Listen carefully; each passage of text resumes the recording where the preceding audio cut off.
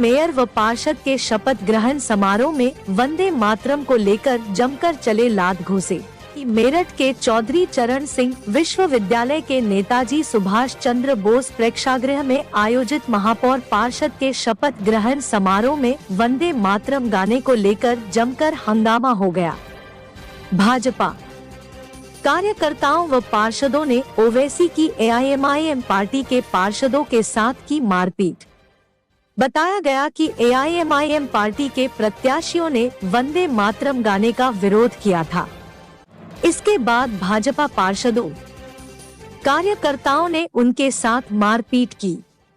जानकारी के बाद एसपी सिटी पीयूष सिंह और CO civil line Arvind Chaurasia भारी पुलिस फोर्स के साथ प्रेक्षागृह के अंदर गए और कार्रवाई का आश्वासन देकर किसी तरह सभी को शांत किया।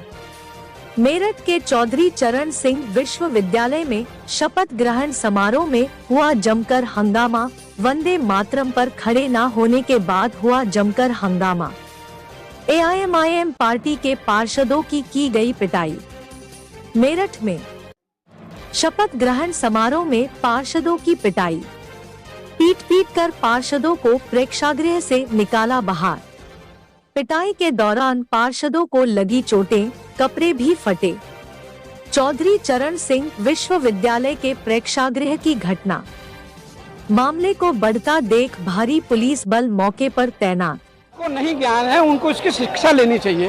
भारत में रह के वंदे मातरम का विरोध, भारत में रहते वंदे मातरम आचरण सही ना करना, ये भारत माता का अपमान है। ये देश की 140 करोड़ देवतुल्य जनता का अपमान है। इसको हम बर्दाश्त नहीं करेंगे। मैं अधिकारियों से भी कहता हूँ, आपने जिसको भी वंदे मातरम गाने के लिए आगे किया उनको माफी मांगनी चाहिए। और वंदे मातरम मेरे देश का एक राष्ट्र जो गीत है, ये गीत नहीं है, ये हमारी 140 करोड़ देवतुल्य जनता की भावनाओं से जुड़ा हुआ है। और जिन लोगों ने वंदे मातरम का विरोध भी किया उनको मैं कहता हूँ कि वंदे मातरम भारत में रहना है तो वंदे मातरम गाना होगा, और नहीं रहने में पाकिस्तान जाए भाई। वंदे मातरम में पाकिस्तान अराजक तत्व कुछ आए, मन से हमने उनको शांत किया, पर अराजक तत्व या एक समुदाय के लोग, उन समुदाय को कहता हूँ कि भारत में रहते हो, भारत की खाते हो, अब भारत के ही खिलाफ बोलते हो, भारत में रहते हो, वंदे मातरम का विरोध करते हो। वो समाजवादी पार्टी के होंगे ना, समाजवादी पार्टी का कीड़े हैं ये लोग। ऐसे कीड़ों को हिंदुस्तान में रहने की आवश्यकता नहीं। ऐसे कीड़ों को पाकिस्तान अविलंब चला जाना चाहिए। ऐसे कीड़ों को जो आज नए संसद का विरोध कर रहे हैं, यहाँ वंदे मातरम का विरोध कर रहे हैं, अगर नए संसद का उद्घाटन देश के प्रधानमंत्री नहीं करेंगे तो पाकिस्तान का प्रधानमंत्री। मेरठ महानगर की जनता ने हमें बहुत विश्वास के साथ हमें चुन के भेजा है, और एक बार फिर दोबारा मुझे महापौर की गद्दी पे महानगर की जनता ने विश्वास के साथ बैठाया है। तो महानगर की जो मुख्य समस्याएं हैं, मेरठ महानगर का ड्रेनेज सिस्टम, कूड़ा निस्तारण की व्यवस्था, नाले सफाई की व्यवस्था और लाइटों की व्यवस्था, सड़कों में जो कहीं कहीं गड्ढे दिखाई देते हैं उनकी व्यवस्था, इन सभी व्यवस्थाओं को हमें सब पार्षदों के साथ मिलकर देखना है। और हमारे भारतीय जनता पार्टी के हजारों कार्यकर्ता हमेशा सड़कों पे रहे हैं, सड़कों पे जूझते हैं, जनता की हर समस्या का निदान भी करते हैं। तो हम सब मिलकर इस मेरठ महानगर को एक आदर्श और साफ सुथरा महानगर बनाएंगे।